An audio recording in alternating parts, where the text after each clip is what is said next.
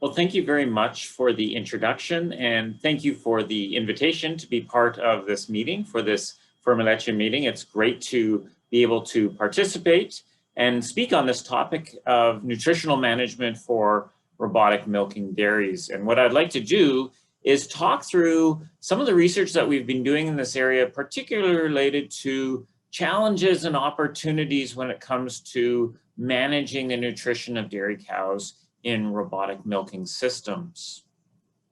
Now, before we get into that, I think it's very important for us to realize that when it comes to motivating dairy cows to milk in an automated milking system, there's a variety of factors, but primarily the largest factor is going to be feed. And I think it's important also to realize that it's not only feed in the robot, but it's also the feed in the feed bunk that we provide to those cows. And it's the combination of those two things that's going to really drive voluntary milking visits, which is a keystone to success in robotic milking scenarios. So if I were to give you my take-home messages right at the beginning here, the keys to nutritional management in robotic milking dairies would be to encourage voluntary visits to the robot through that nutritional management. And that involves the robot feed itself. And so the feed that we provide in the robot, that's going to be a ration that's allocated to fit the traffic system, the barn design. It has to be palatable, has to be something the cows want to eat. And ideally, it's a good quality pellet with no fines. And I'll talk a little bit about this more later, but that relates to how fast the cows can eat it, as well as their refusal of feed, as we know that cows do not like consuming grain fines particularly. We also need to provide a good quality partial mixed ration, a PMR, and that's got to be composed with good quality forages. Good quality forages are going to drive intake. They're going to drive visits to the feed bunk, and that consistency in feeding behavior at the bunk, driven by the quality of the feed, as well as the management of that feed in the bunk, is going to help support the movement of cows to the feed bunk and also to the milking robot. First question that I want to go through in this presentation is, what is the role of concentrate in the robot? And first and foremost, when we think about the role of concentrate in the robot, it has to be something that entices those cows to milk voluntarily at the robot. And so we can think of it as a candy, so to speak, for those cows. It's an attractant that's going to get those cows to the robot. Over and above that, however, we know that the amount that we provide in that robot is going to depend on various factors, including how those cows actually make their way to the robot, which is the traffic system, the direction by which those cows get to the robot, and whether or not we use, say, directional gates and selection gates to get them to the robot as well.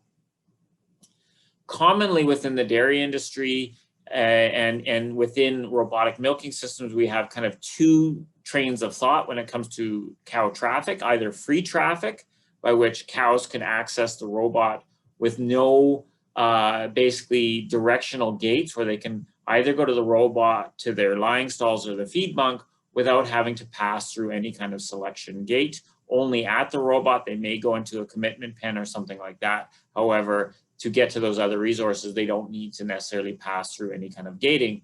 Whereas in a guided system, either feed first or milk first, the cows either have to pass through a selection gate before going to, say, the feed bunk, or going through a selection gate prior to going to the lying stalls. And in both those cases, the cows are going to have to potentially be milked if they're due for milking on their way either from the feeding area in a feed first situation, or say on their way to the feeding area in a milk first type scenario.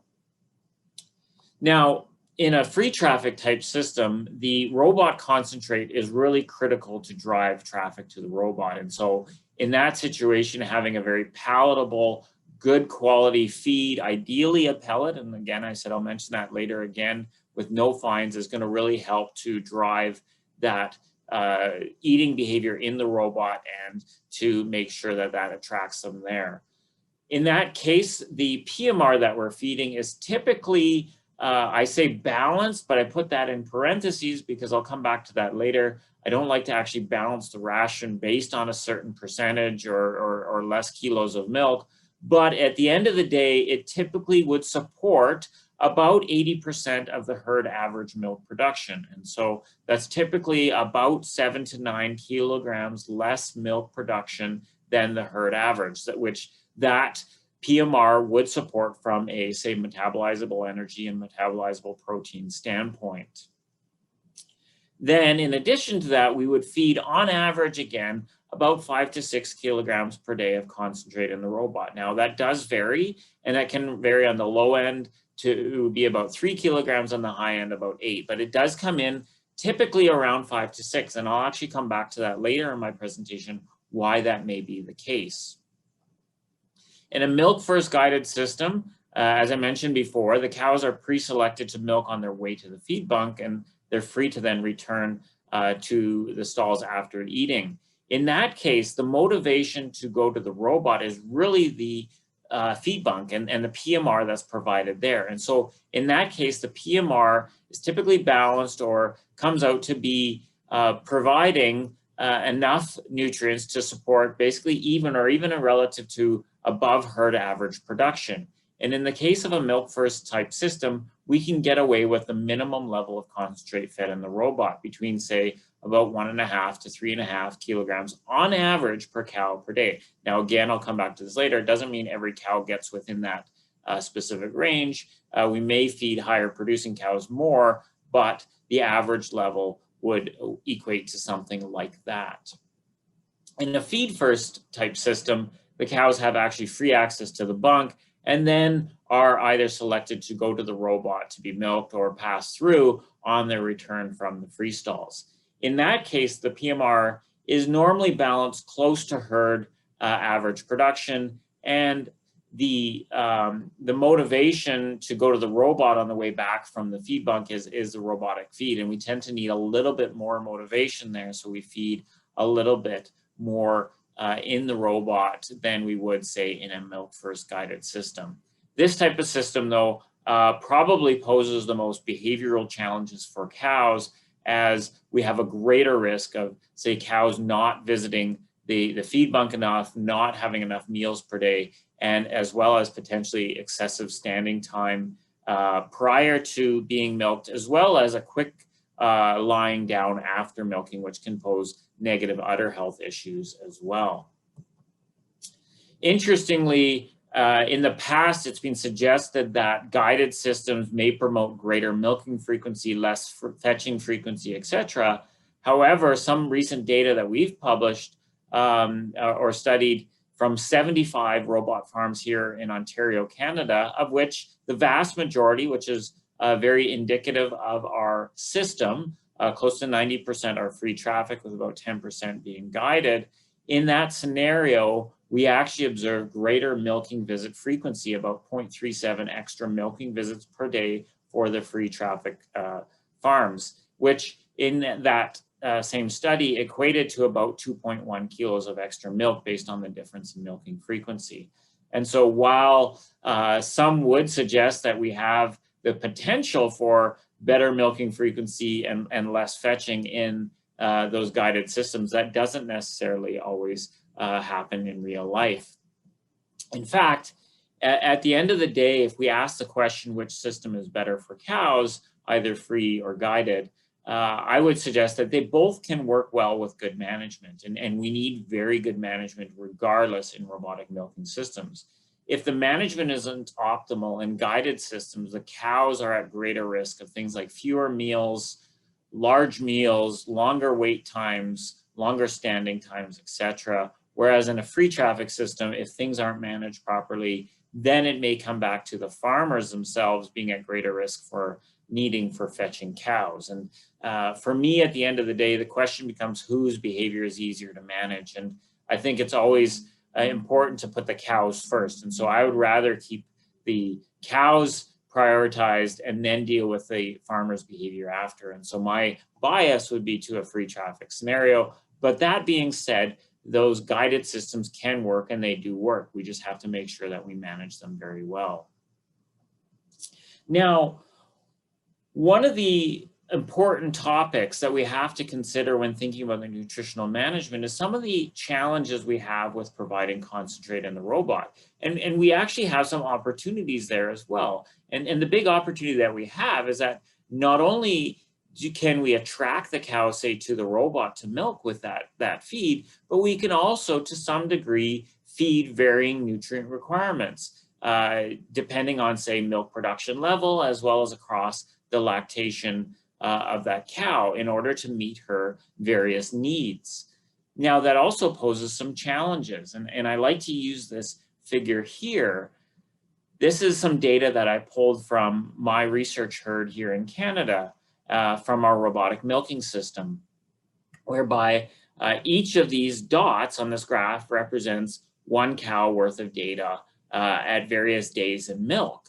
And on the x-axis here and on the y-axis here, we have the amount of robot or AMS pellet offered to those cows on a daily basis, or how much we're allocated to those cows. And interestingly, you see it does follow a little bit of the lactation curve and shape. And so to some degree, we are potentially providing, say, more nutrients when it's required, as in early lactation, at peak lactation.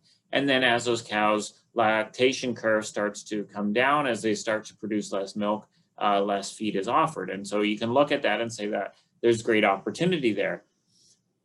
One of the challenges that we have, particularly in this data set, is actually in our research herd, when this data was taken, all the cows up to 120 days in milk were actually supposed to be offered the same level of concentrate in the robot. And so this huge amount of variation between cows that we observe in real life suggests that for some reason, not all cows are getting the amount of feed that they're supposed to. And so that's going to be tied into a variety of different things.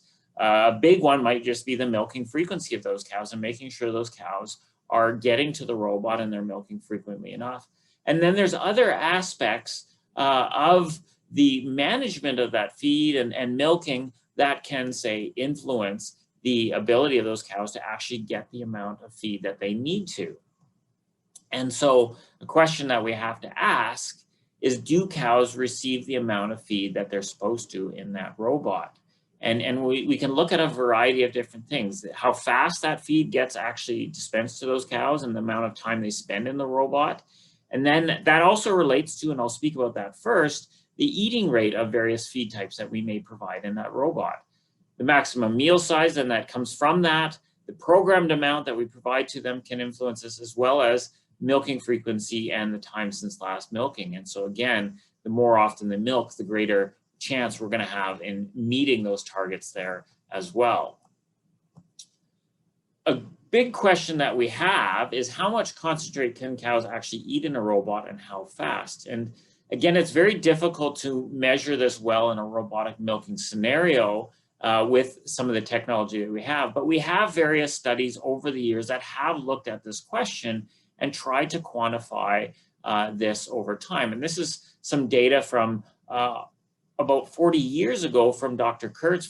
Al Kurtz, suggesting or looking at the difference in eating rate over various time intervals after provision of various feeds, a 4-millimeter pellet, a pellet with cracked corn, a crumbled pellet, and a meal. And what you see is that the fastest eating rate is within the first 4 minutes of offering, and then within 4 to 8 minutes, and then it gets lesser and lesser. So within a robotic milking scenario, milkings are typically less than 8 minutes. So if we focus on kind of the sum of these first two columns here, we can get a good understanding of how fast those cows are willing to consume their feed.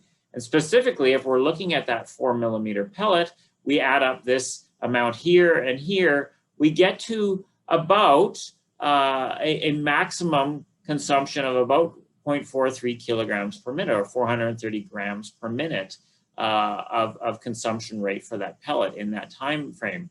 Whereas all those other feed types, particularly, say, meals and smaller, finer materials, our feed consumption rates are much less. closer to or even less than 200 grams per minute over that time frame.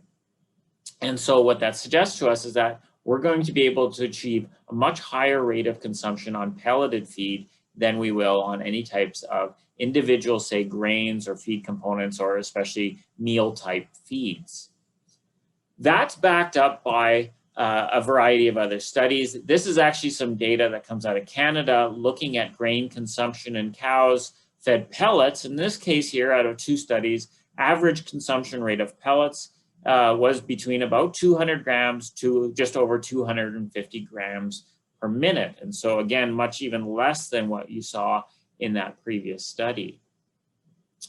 This is some data that comes out of a Swedish study where they're looking at the consumption rate of grain, particularly ground barley, but also ground oats, wheat bran, some ground hay as well, ground alfalfa, and then various types of soybeans, so roasted soybeans meal, soybean meal, heat-treated roasted soybeans, and looked at the consumption rate of cows within the first 3 minutes of offering, as well as the overall meal average in terms of grams per minute. And again, a little bit of a complicated table here, but what I'd like to point out or get you to look at is just the variability in consumption rate. These are all grams per minute, but they're not very high.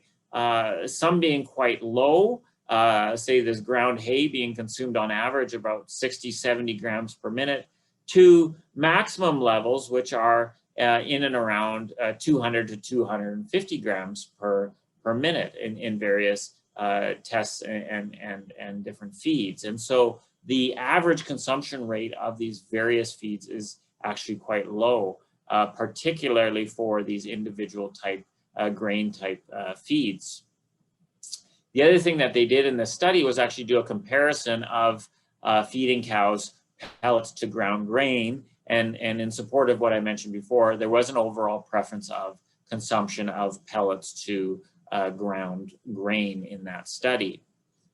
In another study that comes out of the US more recently, they were looking at how different flavorings added to a non-pelletized meal diet, in this case composed of ground corn, canola meal, cottonseed hulls, and soybean oil, sorry, and looked at the variation in eating rate consumption for those different types of feed flavors added to those diets. And while the results suggest that, yeah, maybe there are some flavors that do elicit some greater feeding response in the cows, although even a neutral feed flavor elicited one of the highest, the eating rates do vary between, say, about 223 to 312 grams per minute on average. And so suggesting that the average consumption rate of those cows is not as high as what we might typically expect, particularly in a robot. And that's what poses us some challenges then when we apply that to how we can apply feed in the robot to those cows. Often the dispensing rates in those robots are programmed anywhere from, say, 300 grams per minute to up to or even over 500 grams per minute.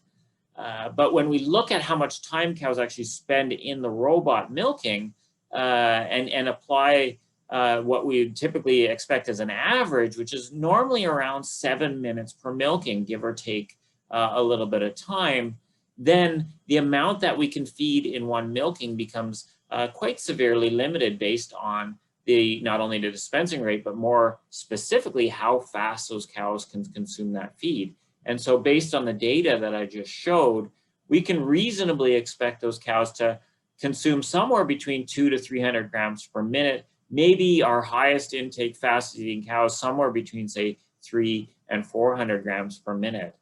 Even if we took, say, a high average of 350 grams per minute, with most milkings occurring around 7 minutes per milking, that's probably only about 2.5 kilograms per milking that we can reasonably expect those cows to consume. And we see that, and this is some data that comes from Dr. Greg Penner, a colleague here in Canada, suggesting that on his milking system, average box time is in and around that 7 minutes. However, there's many cows with very good production on a per milking basis that are spending between, say, 5 and 6 minutes in that milking box per milking. And so that's even going to further potentially limit how much grain we can expect those cows to consume in that robot on a per milking basis. And so probably based on the things that I've described, the reasonable kind of average maximum meal size that we can expect from cows in a robot is about 2.5 kilograms per milking. And the challenge then becomes in when we try to, say, offer more feed or higher levels of feed in the robot, the amount that they would have to consume is quite a bit higher. And so in this case here, if we were targeting 6, 9, or 12 kilograms per day in the robot, which are very high amounts, and I'm not saying we should be, but I'm just saying if those are amounts we were trying to target, then the amount we would have to be feeding on a per milking basis, particularly even if we were at 3 milkings per day, which is a good average number of milkings per day, would have to be very high. And in those very high scenarios, even if they could eat that, that could be, say, a risk for things like acidosis. And so not only should we be striving for high milking frequency per day, but we can't reasonably expect those cows to be consuming that amount. In fact, like I said before, we probably have, say, a maximum meal size of about 2.5 kilograms per day. And for simplicity's sake, if we can assume just no carryover in terms of feed from day to day, if we impose that, that means that for the majority of this table, we can only hit that, say, 2.5 kilograms per milking on average. And so the maximum amount that we can reasonably expect cows to consume in a robot is probably somewhere, again, if we're targeting about 3 milkings per day, somewhere up to about 7.5 kilograms of feed per day. And maybe in some cases, if cows are milking very frequently, we get a little bit beyond that. And again, those are maximum values, and those aren't necessarily even average values that we should be striving for. And I'll come back to that in a minute as well. The other thing that we have to need to consider is the fact that just because we give cows feed in a robot doesn't necessarily mean that those cows consume that feed either. And this is some data that comes from Dr. Alex Bachman and Dr. Victor Cabrera, showing that as we move to higher feed allowances per day in a robot, say beyond 6 kilograms, our risk of concentrate actually being refused in the robot and left in the robot goes up as well. And so our average feed consumption in the robot probably shouldn't be pushing beyond 5-6 kilograms just for that sake as well. Now, again, there may be some cows, especially our higher producing cows, that we can feed more than that. But on average, we're probably going to be limited to about 5 to 6 on average to ensure that we're not either refusing a lot of feed either. And the fact of the matter is, if we do have that happening, then we end up in variability in terms of what cows are actually getting, and then our production responses that we would expect become variable as well.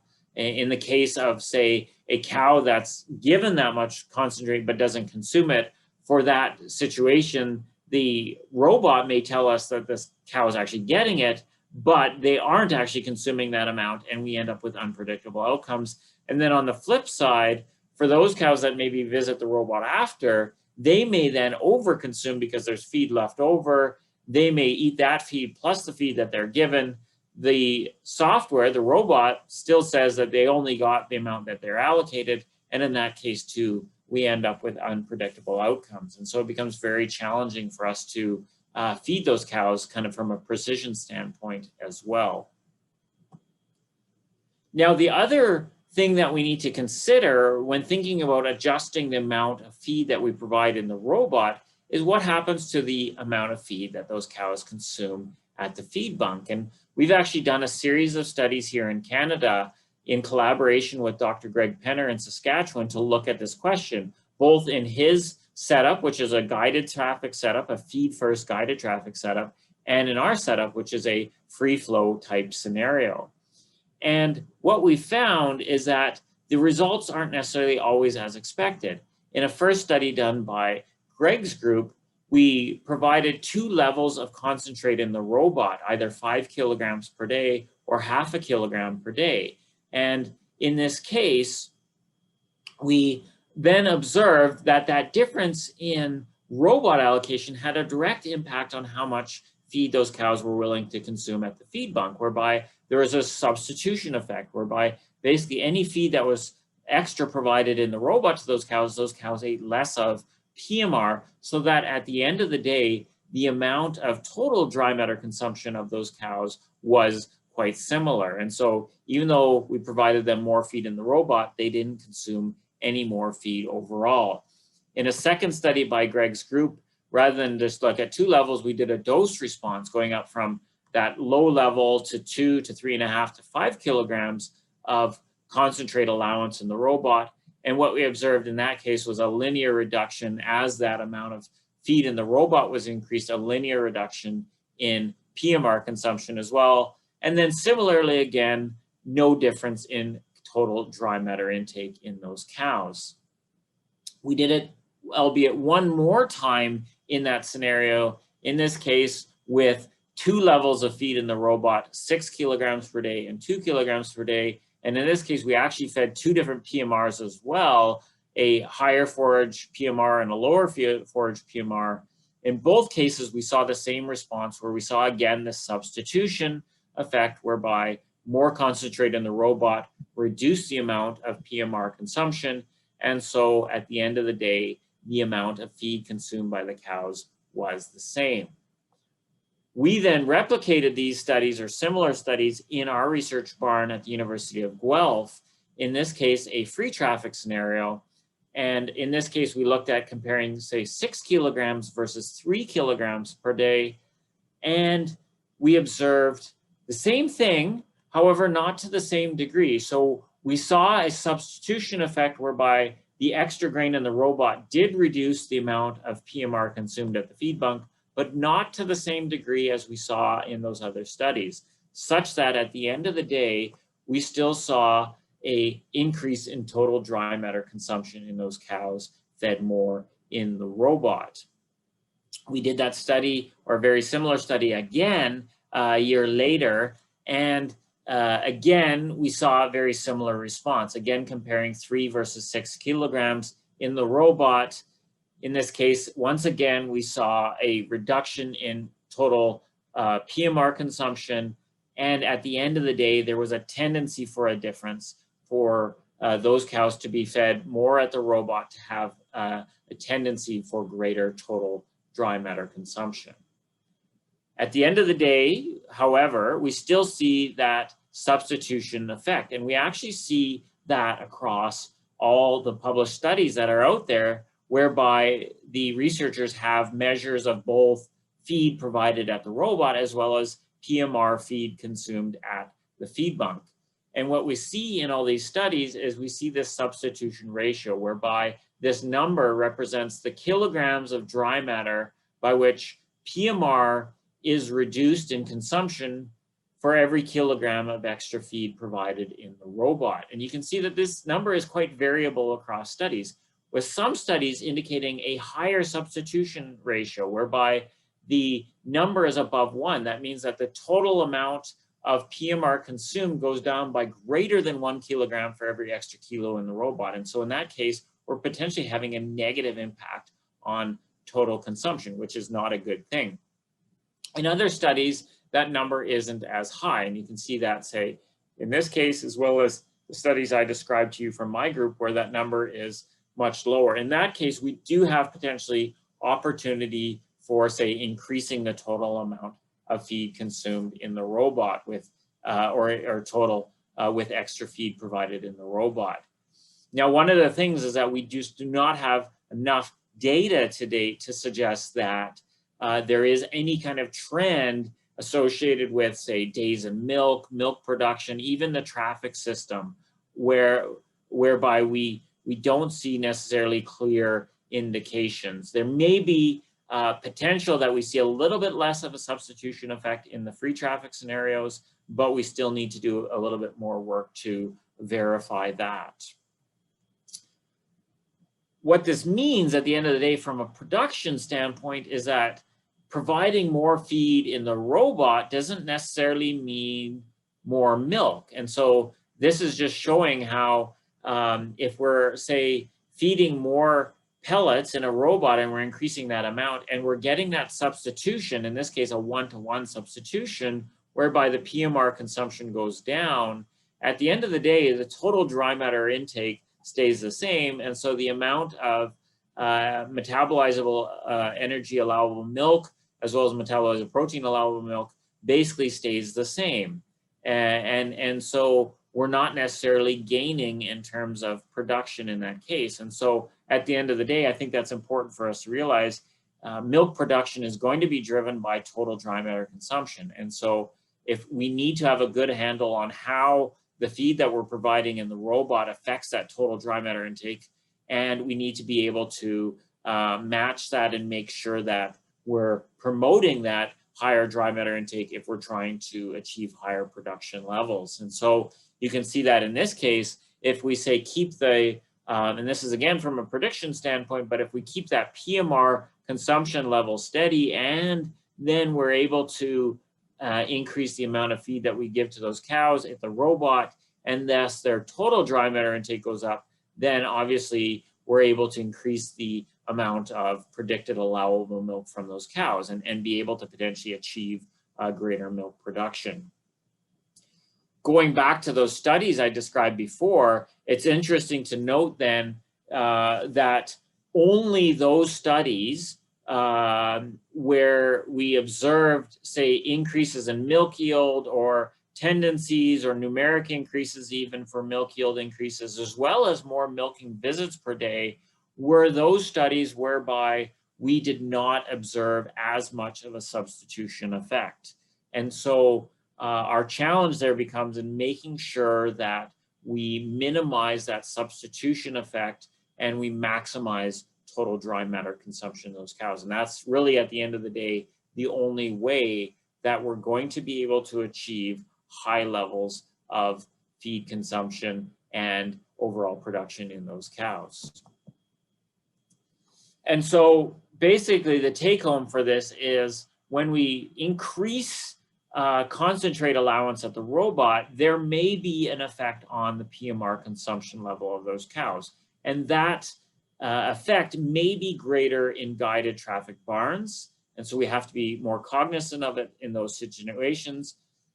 But we also, and probably most importantly, we have to have accurate dry matter intake predictions. And so when we're building rations for herds as a whole, and then also allocating different feed amounts based on, say, production level within a herd and incorporating that into our feed tables, we have to have very accurate predictions of overall dry matter intake. And only if we have that are we then able to potentially maximize that intake level and optimize milk production from that.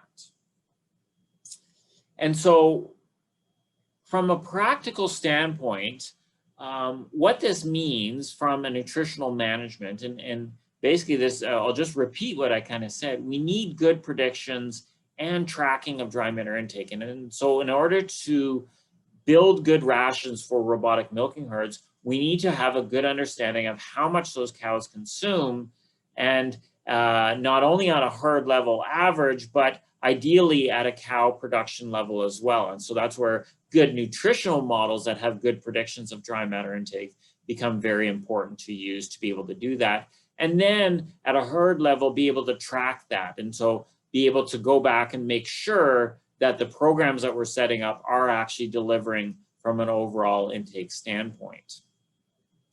Then when it comes to actually formulating diets, my recommendation is not to think of, say, the feed that we provide in the robot and the feed that we provide in the feed bunk as separate things, but actually think about the diet as a whole. So from a formulation standpoint, formulate that diet as you would for a TMR.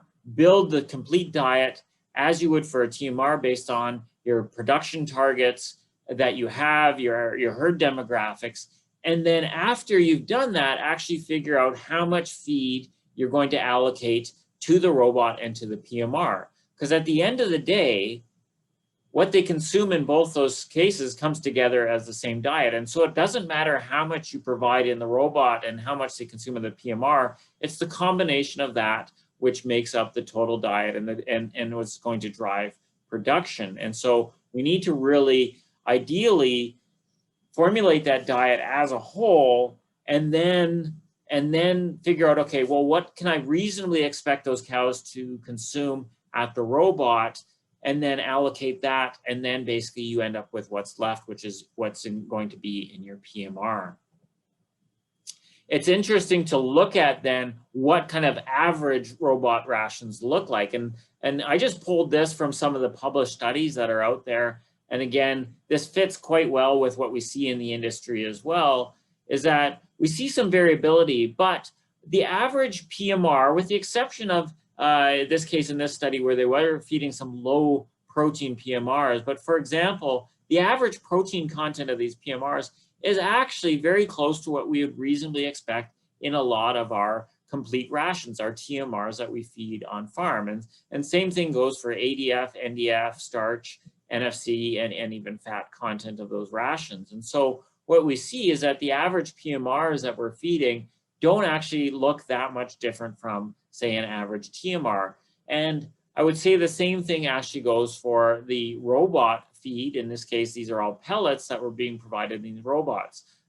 Maybe a little bit higher on the protein side, but not necessarily in all cases. And again, the other macro kind of nutrients that we look at or may look at don't actually look that much different than what we'd provide typically in a TMR. And so at the end of the day, those two components of the diet, both the PMR and the robot, shouldn't necessarily be that much different in terms of nutritional profile. And so I put this here on the slide, that the nutrient specifications of the PMR and the robot pellet or supplement, it doesn't have to be a pellet, should be actually quite similar. And if they are, then it doesn't really matter how much we allocate. We can use that allocation then to not only attract the cows, but then feed to the requirements of those cows in, again, both a guided and free traffic scenario. And my recommendation would be to avoid supplements that are, say, super high in starch or super high in protein, as those may not be potentially even as palatable and may also run the risk of other, say, nutritional complications, particularly, say, high starch type supplements that we may feed in those robots. From a robot feed standpoint, and I want to go back to what I was describing earlier, for the average cow, and in this case, I'll say, let's say eating about 250 grams per minute, in a 7-minute milking, which again would be on average what we'd expect in a robot, that's about 1.8 kilograms per milking. I know I mentioned before, we could potentially get up to, say, 350 grams and maybe get, say, 2.5 kilograms per milking on average for higher kind of intake cows. But for the average cow in the average herd, eating rate of concentrate in the robot would be in and around 250 grams per minute. And 7 minutes, that's about 1.8 kilograms per milking, with a target of 3 milkings per day. And that should be what our target is in a robotic milking scenario. That's on average about 5.4 kilograms of concentrate per cow per day. And so that, for me, particularly, say, in a free traffic scenario, is a very good production target that we should be looking at, or amount of feed that we should be looking at trying to include within our rations. And so if we're formulating our diet for an overall level of dry matter intake, about 5.4 kilograms in a free traffic scenario should be coming from our robot concentrate. And then we can feed above and below that to individual cows based on their individual milking frequency and yield and across lactation. And so if we're going to design feed tables, we should be doing that in our robots based on predicted requirements as well as intake. And so practically, again, what that means is that in the first 2 weeks, we want to ramp them up. We want to increase, say, we should have a minimum, and I'll talk about that in a minute, up to what our kind of average minimum would be for the herd. And I would suggest that should be for most herds at around that 5.4 kilograms. And again, this is in a free traffic scenario, a little bit lower again in our guided systems. And then from about 2 weeks or 15 days in milk to 120 days, we should keep that minimum for the whole herd, regardless of production level. And then beyond that, we increase for individual cows based on production. And so we can have basically production steps by which we may provide them a little bit more concentrated in the robot based on that production level. Again, that should be coming out of our model predictions. And so if we have good model predictions for production, we can model the effect on dry matter intake, and we can model how much extra feed we should be providing to those cows in that robot. For the second half of lactation, then we can potentially limit that minimum or reduce that minimum a little bit, not too much. Otherwise, we potentially, again, maybe limiting production and causing stale cows. But at the same time, keep feeding those cows that have higher production based on that production level, whereby, again, we can ensure that cows remain persistent and we're not ending up with cows just putting on energy on their backs. And then as we get to the end of lactation, this is where we have also great opportunity, say in the last couple of weeks of lactation, we can actually reduce feed allowance considerably, as well as even milking permission, to help facilitate a very good dry off in those cows as well. Now, I want to go back to a point that I just made. One of the things that we have to do is pay attention to our fresh cows, particularly in the first couple weeks of lactation.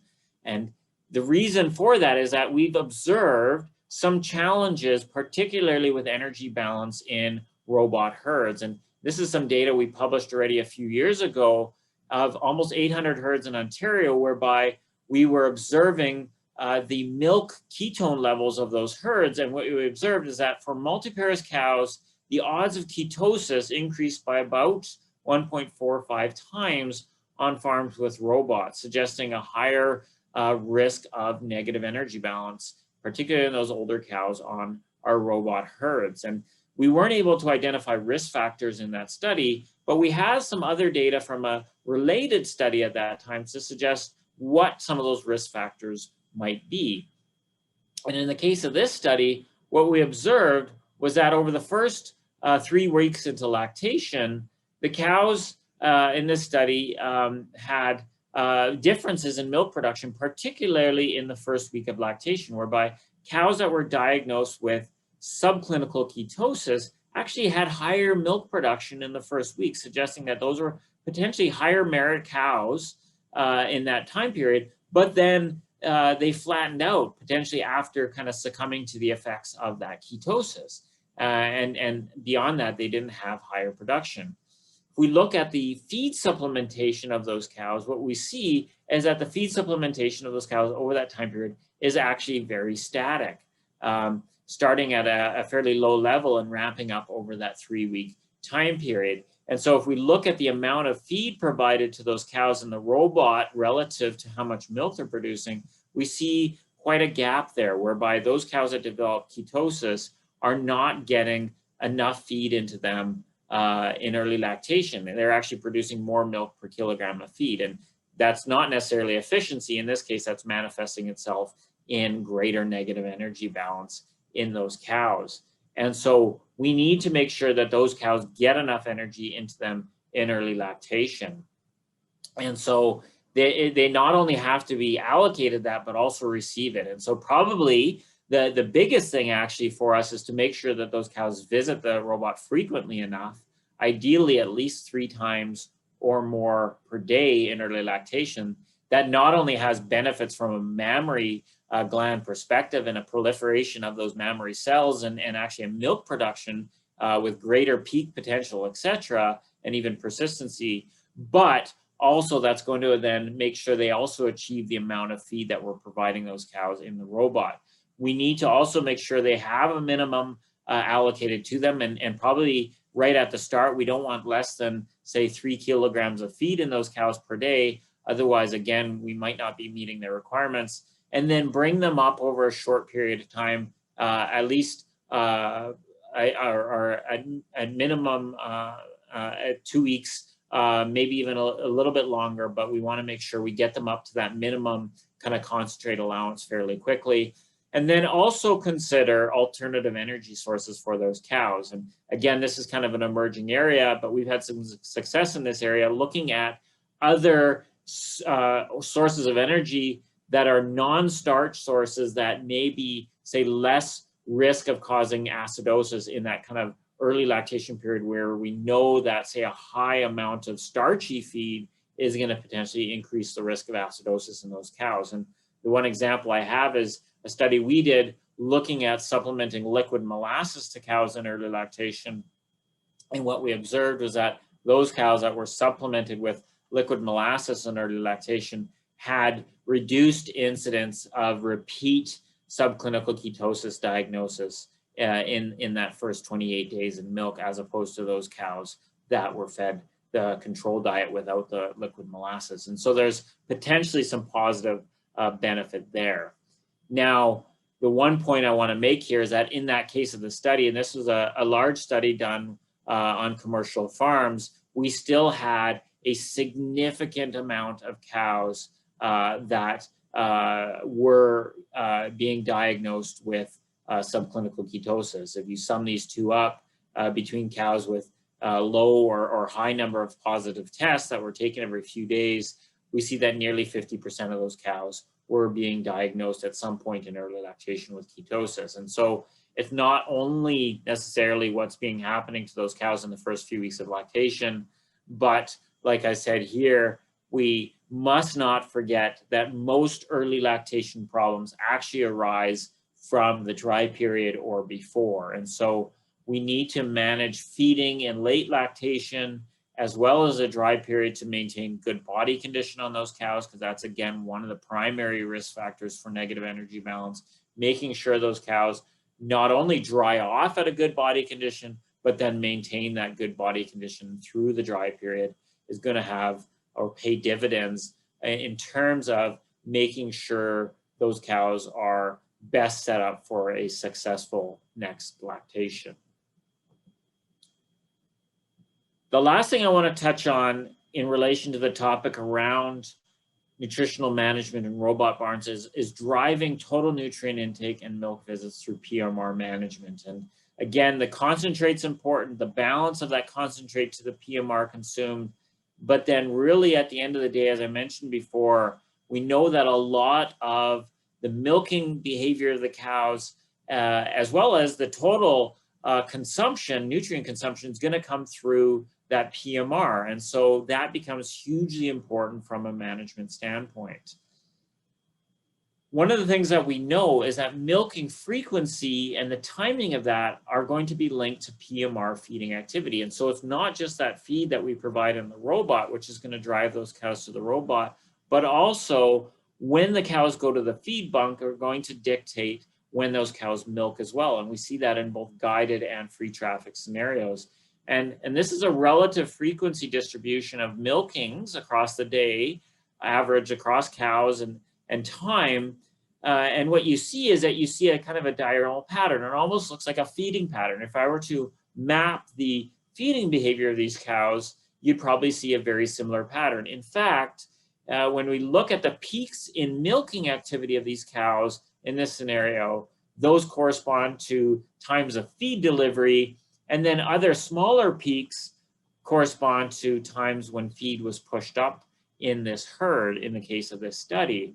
And so that suggests that we have a direct link between when the cows go to the feed bunk, and particularly in response to, say, feeding management, and their milking frequency. And so the more even we can keep this line, the more efficient we can get that robot. We can actually get more milkings per day, more milk from that robot per day, and we can do a better job overall in terms of milking visits. And so our challenge becomes is trying to level this line as much as possible. And what that then entails is encouraging cows to go and eat consistently throughout a 24-hour period, and to make sure that we also then keep those milkings as consistent through a 24-hour period.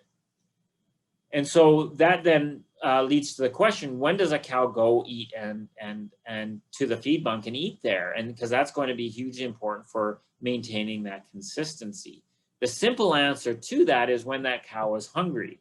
And then the question becomes, well, when is a cow hungry? And again, there's lots of factors there, but probably at its most simple is when she's physically and physiologically not satiated anymore, and she wants to return to eating. And so we can think of that very simply from this kind of barrel perspective, whereby the feed intake of the cows, the filling of the cow, is going to be determined by how fast that cow can digest her feed and how fast she can pass the feed from her rumen, as well as how fast she can clear, say, blood metabolites. So how quickly, say, she's going to clear the metabolites that she produces and absorbs from rumen digestion. And so the quicker digestion occurs, the quicker she metabolizes her digestion end products, the quicker she's going to return to eating. And so that comes back to, primarily at the end of the day, the quality of the feed that cow consumes. And so the more digestible that feed is, and particularly the more digestible the forages are those cows consume, the quicker that's going to happen, the quicker that cow is going to return to eating. And what that means is that that cow then gets up and goes to the feed bunk, and we see more potential eating bouts per day, which is not only good from a rumen health and intake standpoint, but then is also going to increase the likelihood that that cow is going to go milk as well. We also know that that's going to be then linked to management events of the day, like feed delivery frequency, as well as feed push-up frequency on those cows. And that's something that we've observed. And so we know that then the stimulation of cows to go to the feed bunk is not only going to be driven by the feed quality, which is probably first and foremost, but then also how we manage that feed at the feed bunk. How often we provide that feed per day. The more often we do that, the more stimulation there's going to be there, as long as, again, keeping in mind, we don't end up with empty bunks. We don't have that feed bunk running low at any time points of the day. And then between those feed deliveries, we make sure that that feed is always present for those cows when they go to the bunk. And so, again, whenever that cow gets up and she's hungry, she's physically stimulated to go to the bunk, and she metabolically is stimulated to go to the bunk. We want to make sure that there's feed available to her. And so we need to make sure that that feed gets pushed up, whether that's manually, whether that's using equipment, or whether that's use automated equipment, doesn't matter. We have to do that frequently to ensure that. And it doesn't matter at the end of the day how we do it, we just have to make sure that it does get done. Now, that being said, the advent of technologies that do it automatically for us do take some of the human variability out of the picture and make it easier for us to ensure that that feed is always available. And particularly in robot barns, we see then the dividends of that. We see the benefits of that. And this is a study from Minnesota in the US, whereby they're looking at farms in Minnesota and Wisconsin, 33 robot farms, comparing farms that either pushed up feed with a automated feed pusher or those farms that pushed it up manually.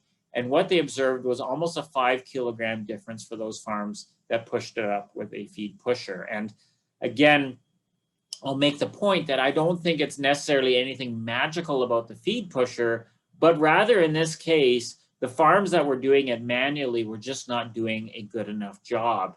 And again, if those farms that were manually pushing up feed were doing it as often, as consistent throughout a 24-hour period, we would expect to see the same results. But the fact of the matter is, on a lot of farms, we just can't do that job as consistently as we can, say, with automated equipment. And as a result of that, we do see some of these differences.